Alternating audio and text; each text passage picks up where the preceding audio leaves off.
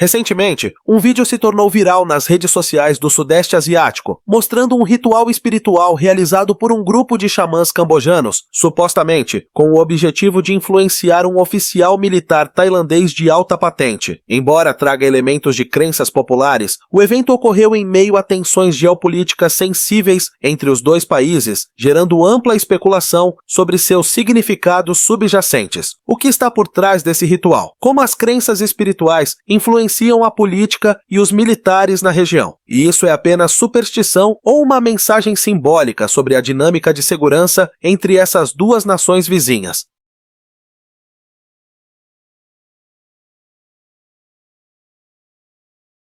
O vídeo mostra um ritual espiritual realizado por um grupo de xamãs no Camboja, supostamente direcionado ao tenente-general Busin Park Klang, comandante da 2ª Região do Exército da Tailândia, uma área estrategicamente importante que faz fronteira com o Camboja. Embora não confirmado oficialmente, a informação rapidamente chamou a atenção devido ao atual relacionamento geopolítico delicado entre os dois países. Apesar de não se tratar de uma ação militar, o gesto carrega forte valor simbólico. Em muitos países asiáticos, especialmente no Sudeste Asiático, integrar crenças espirituais em situações políticas ou sociais sensíveis não é incomum, já que a espiritualidade permanece profundamente enraizada na vida comunitária.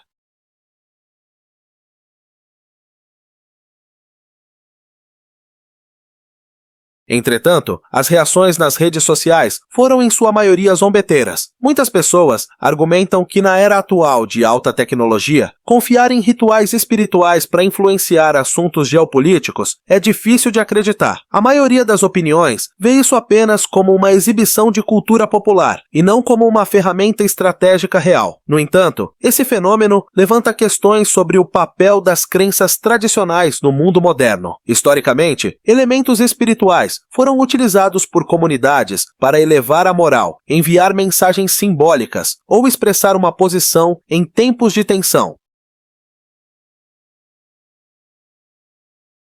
No Camboja, os mestres podem incluir monges budistas, theravada ou xamãs e médiuns espirituais, indivíduos considerados intermediários entre os humanos e o mundo sobrenatural. Da mesma forma, na Tailândia, a crença em amuletos talismãs e objetos espirituais é amplamente difundida. O país é considerado um dos maiores mercados mundiais de produtos espirituais, refletindo a fé profundamente enraizada no sobrenatural entre seu povo. Se rituais como o do vídeo forem de fato genuínos, devem ser vistos como expressões cerimoniais e culturais, em vez de instrumentos de influência real. Até agora, não há evidências de que tais rituais tenham afetado qualquer indivíduo ou atividade militar específica. Enquanto líderes políticos continuam emitindo declarações diplomáticas, outro fluxo de influência, enraizado na cultura e simbolismo, se espalha rapidamente a imagem de um grupo de xamãs realizando um ritual direcionado a um general sênior. Como resultado, o debate público vai além do evento em si e mergulha em conversas mais amplas sobre o papel dos sistemas de crença nas relações internacionais. No Sudeste Asiático, onde as linhas entre espiritualidade, cultura e política frequentemente se confundem, o que parece ser superstição pode carregar uma mensagem indireta, especialmente em regiões de fronteira, onde identidade étnica e crenças tradicionais estão fortemente entrelaçadas. Tais rituais não são meramente atos pessoais, mas às vezes servem como mensagens culturais em tempos sensíveis. Nos estudos sociológicos e antropológicos modernos, a crença em poderes sobrenaturais, incluindo religiões populares, rituais espirituais ou atos religiosos simbólicos, muitas vezes ganha destaque em períodos de turbulência ou estresse nas comunidades. Esse fenômeno foi observado em muitas culturas ao redor do mundo, não apenas no Sudeste Asiático. Segundo diversos estudiosos, a presença de elementos espirituais em tempos de instabilidade pode ser interpretada como um mecanismo psicológico de enfrentamento para as comunidades, oferecendo às pessoas uma sensação de proteção ou conexão com forças superiores, especialmente quando soluções práticas parecem incertas ou indisponíveis. Isso se aplica não apenas a indivíduos, mas pode se manifestar também em nível nacional, por meio de atos simbólicos na política mídia ou assuntos militares. No contexto específico do Camboja e da Tailândia, o surgimento de rituais como maldições ou feitiços, apesar de não terem efeitos físicos reais, ainda pode ser considerado uma forma de poder brando. Eles podem servir como uma maneira de enviar sinais sutis, demonstrar resiliência cultural, afirmar a fé nas tradições nacionais ou até agir como uma espécie de reivindicação de soberania cultural em conflitos assimétricos. No entanto, no ambiente midiático atual, exibir práticas espirituais abertamente frequentemente desencadeia reações complexas do público. No espaço digital, onde os usuários podem acessar, compartilhar e remixar conteúdo com facilidade, imagens de rituais espirituais são frequentemente recebidas sob lentes de humor sátira ou ceticismo. Essa fusão de elementos culturais tradicionais com perspectivas modernas de entretenimento gerou efeitos virais fortes, embora às vezes distorça ou simplifique demais o significado original do ato.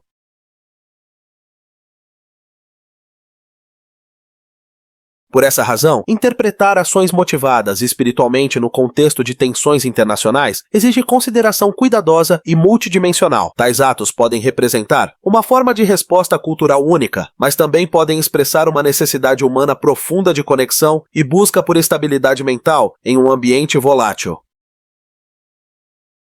Diferentemente de armas modernas, como drones mísseis ou sistemas de radar, as ferramentas espirituais operam em um plano de consciência distinto, enraizado na crença, na emoção e na psicologia coletiva. O uso de rituais para enviar mensagens a um oponente, como visto neste caso, não é algo totalmente novo. Ao longo da história regional, muitas nações utilizaram símbolos culturais e espirituais como parte de suas estratégias, desde feitiços nacionais de proteção, incorporados na arquitetura real tailandesa, até orações rituais realizadas antes de grandes conflitos. Esses atos metafísicos consistentemente desempenharam um papel na consolidação da unidade interna e na comunicação de intenções externas. O que torna este incidente específico único é a forma como se espalhou no mundo digital. Vídeos, imagens e tópicos de comentários repletos de ceticismo e humor rapidamente transformaram o ritual em um fenômeno viral totalmente desconectado de seu contexto original. Isso levanta uma pergunta importante. Estamos testemunhando um ato estratégico calculado ou apenas um fragmento de entretenimento de mídia social na era digital?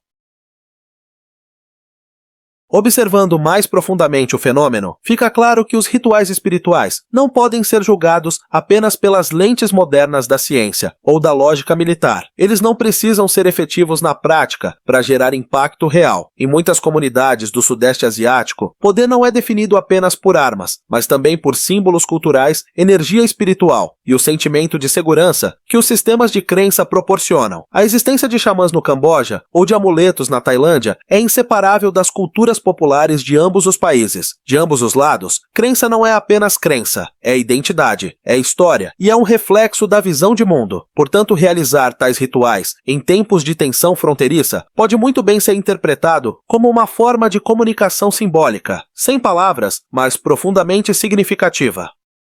E como símbolos não podem ser medidos por dados ou radares, muitas vezes são subestimados na análise política tradicional. No entanto, no mundo atual, onde a mídia, a psicologia pública e o sentimento coletivo podem alterar o curso de um conflito, símbolos podem ser armas, e crença pode ser poder brando. Nos últimos dias de julho, a área de fronteira entre Camboja e Tailândia voltou a ser o foco da atenção da mídia regional, à medida que as tensões subitamente se intensificaram em vários pontos da fronteira. De acordo com fontes regionais, confrontos ocorreram durante um período de 5 dias, concentrando-se principalmente em áreas historicamente disputadas, onde os limites permanecem indefinidos. Embora a escala do conflito não tenha sido ampla nem prolongada, seu impacto sobre os civis foi significativo. Dados não oficiais das autoridades locais indicam que cerca de 140 mil pessoas do lado cambojano e 180 mil do lado tailandês foram temporariamente evacuadas de áreas próximas à fronteira para evitar riscos potenciais. Esta é considerada uma das maiores evacuações desde as tensões do início da década de 2010. Vários civis entrevistados pela mídia local disseram que foram obrigados a abandonar casas recém-construídas ou recentemente reformadas, carregando apenas os itens mais essenciais, como fogões ventiladores e necessidades básicas, utilizando meios simples como carrinhos de mão ou motocicletas antigas. Seus destinos geralmente eram abrigos comunitários ou casas de parentes localizadas longe da fronteira, às vezes a dezenas de quilômetros da zona de conflito. Embora haja relatos de perdas materiais e humanas, nenhuma fonte independente confirmou até o momento números específicos de vítimas de nenhum dos lados. Algumas fontes ocidentais observaram que o acesso à região está rigidamente controlado por forças armadas, com a maioria das atualizações vindo de veículos de imprensa locais. Em resposta à situação, muitas organizações humanitárias e observadores internacionais pediram maior acesso humanitário e instaram ambos os lados a estabelecer corredores seguros e proteger os direitos fundamentais dos civis afetados, especialmente mulheres, crianças e idosos, que são mais vulneráveis durante deslocamentos prolongados. Um sinal positivo, no entanto, é que, paralelamente aos acontecimentos no terreno, a atividade diplomática entre os dois governos foi prontamente iniciada, abrindo caminho para reuniões de alto nível e a possibilidade de um acordo de cessar-fogo, com o objetivo de reduzir as tensões e minimizar os danos à população civil. Após dias de tensão crescente ao longo da fronteira, um ponto de virada significativo ocorreu em 28 de julho, quando representantes militares de alto escalão da Tailândia e do Camboja realizaram uma reunião de emergência no posto de controle de Odente, localizado na fronteira compartilhada entre os dois países. A Tailândia foi representada pelo comandante da 2ª Região do Exército, enquanto o Camboja enviou o comandante da Região Militar 4 para as negociações. Esta medida foi vista como um esforço para estabelecer uma linha direta de comunicação entre as unidades militares responsáveis por gerenciar a área em disputa. A reunião resultou em um acordo de cessar-fogo incondicional com vigência a partir de 29 de julho, com 7 compromissos principais, incluindo 1. Cessação imediata das hostilidades sem uso de força, sob nenhuma circunstância contra alvos militares ou civis. 2. Nenhum envio adicional de tropas ou equipamentos militares para a área de fronteira enquanto o acordo estiver em vigor. 3. Permissão para a repatriação de soldados feridos ou falecidos, garantindo tratamento humano e direitos básicos para o pessoal armado.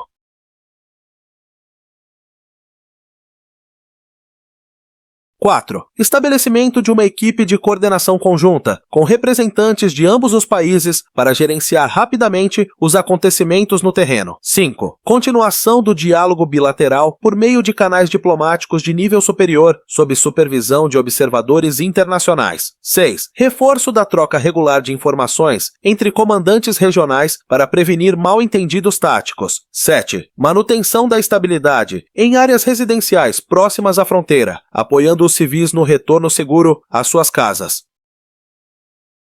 Um aspecto notável é a ênfase que ambas as partes colocaram no papel da fiscalização internacional na aplicação do acordo. Segundo fontes regionais, isso não é apenas uma medida de verificação, mas também reflete um desejo de transparência e legitimidade no processo de redução das tensões. O acordo foi positivamente recebido por diversas organizações regionais de monitoramento, com a esperança de que sirva como um passo inicial rumo a uma resolução mais permanente e estruturada para a antiga questão fronteiriça que persiste há décadas.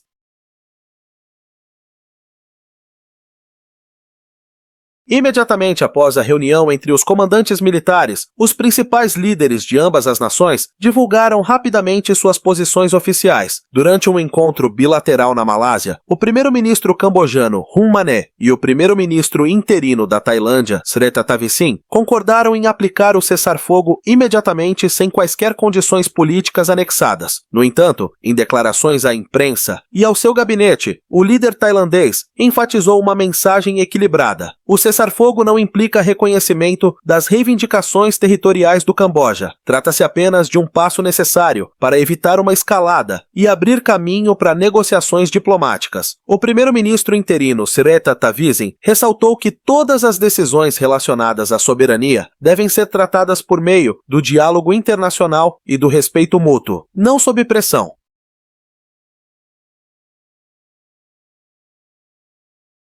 Do lado cambojano, o primeiro-ministro Hun Manet focou no aspecto humanitário, dizendo que o cessar-fogo carrega não apenas valor militar, mas também abre caminho para reconstruir as comunidades afetadas, ajudar os cidadãos a retornarem para casa e restaurar a estabilidade socioeconômica nas regiões de fronteira. Em uma publicação nas redes sociais, Hun Manet afirmou que a prioridade máxima agora é minimizar perdas tanto entre civis quanto soldados, restaurar as linhas de suprimento e fornecer apoio logístico aos que foram forçados a deixar suas casas durante os confrontos.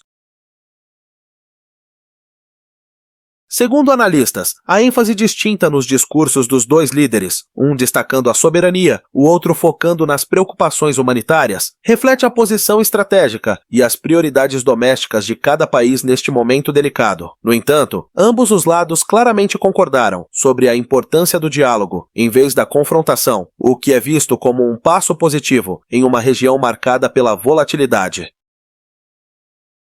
Uma história amplamente compartilhada, tanto na mídia internacional quanto regional, é a de Lat Lem, um agricultor cambojano, de uma pequena vila a menos de 10 quilômetros da fronteira. Durante o início do conflito, ele e sua família foram forçados a fugir, levando apenas os pertences essenciais e viajando dezenas de quilômetros para encontrar um local seguro onde se abrigar. A casa que ele havia acabado de construir, após anos de trabalho árduo, foi deixada para trás sob o medo de que um único erro pudesse destruir tudo pelo qual ele trabalhou a vida inteira.